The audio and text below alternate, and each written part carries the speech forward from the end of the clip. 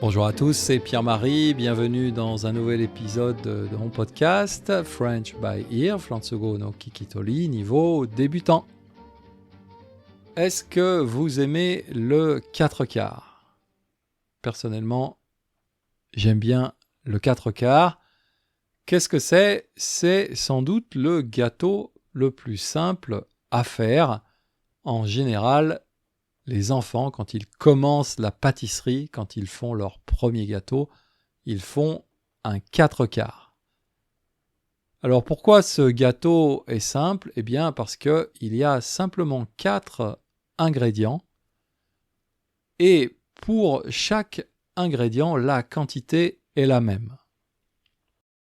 Donc pour faire un 4/4, il faut des œufs, de la farine, du beurre et du sucre. Vous mélangez simplement ces 4 ingrédients ensemble. Vous mettez votre pâte au four et au final, vous avez un très beau gâteau, bien doré, bien moelleux, parfait.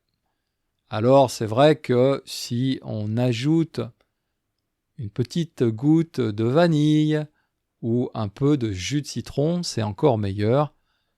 Mais la beauté du 4/4, c'est vraiment sa simplicité. C'est un gâteau très simple à faire et par moments, on aimerait bien que la vie soit aussi simple qu'un 4/4.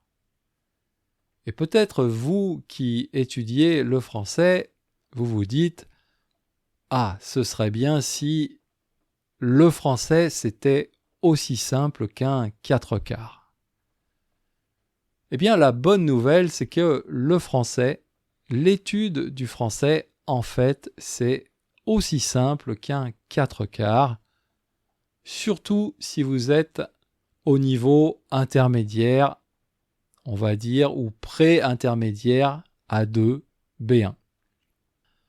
À ce moment-là, à mon avis, vous avez surtout besoin de 4 ingrédients, plus ou moins en quantité égale.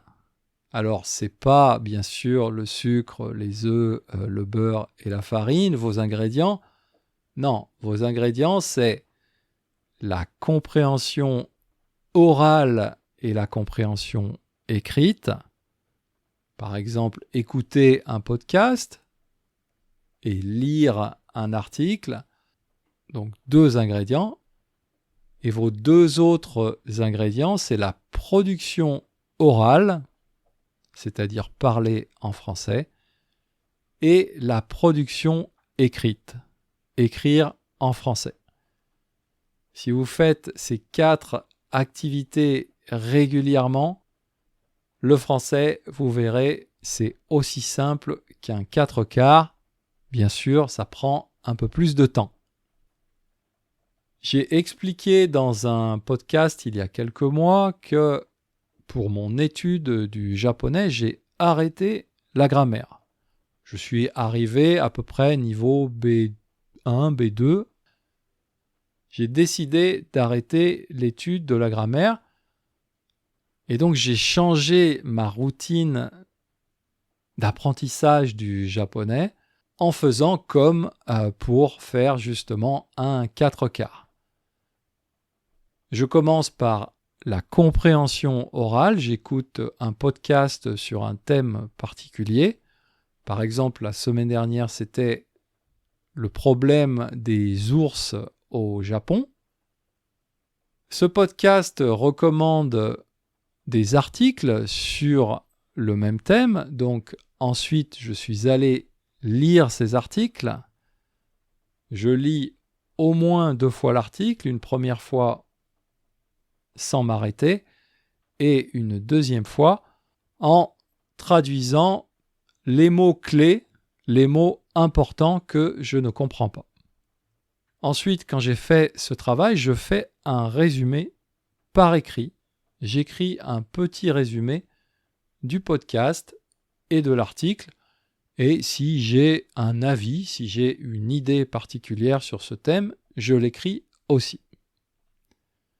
Et enfin, pour terminer mon 4 quarts, mon dernier ingrédient, quand j'ai ma leçon de conversation chaque semaine avec mon prof de japonais, eh bien, je fais aussi un petit résumé à l'oral de tout ça. Donc là, à mon avis, on a vraiment un cycle complet qui vous permet d'abord de mieux connaître un thème, un sujet qui vous intéresse, et aussi de consolider, d'améliorer votre vocabulaire et quand même aussi votre connaissance de la grammaire. En général, j'ai remarqué que on a tous tendance à faire beaucoup plus de compréhension que de production. Donc ça, c'est dommage. Et aussi, on a tous tendance, dans la production, à faire plus de production orale que de production écrite. Et ça aussi, c'est dommage. Bien sûr, la production écrite, ça prend beaucoup plus de temps que la production orale, surtout parce qu'on fait beaucoup plus attention quand on écrit que quand on parle, bien sûr. En français, on a une expression qui dit « les paroles s'envolent, les écrits restent ». Et c'est vrai que quand vous écrivez quelque chose, ça reste, et donc on veut faire plus attention, on veut que ce qu'on écrit soit vraiment correct. Et donc c'est vrai que en faisant ça, eh bien, de temps en temps, on écrit et « Ah, je dois vérifier ce point de grammaire, donc je sors mon livre de grammaire, je vérifie le point de grammaire et ensuite je réécris ma phrase. » Et quand on fait ça, vraiment, on consolide profondément notre connaissance de la langue, à mon avis. Donc vraiment, en général, je vous invite à faire un peu plus d'écrit dans vos exercices, dans votre pratique du français. Ça peut être un journal intime, ça peut être des résumés d'articles de presse. J'ai remarqué que dans les gens qui m'écoutent, il y a quelques personnes qui profitent de leurs réseaux sociaux comme Instagram ou Facebook pour écrire en français. Ça aussi, à mon avis, c'est vraiment une très bonne idée. Voilà, c'est tout pour aujourd'hui et je vous dis à bientôt. Mata Jikai.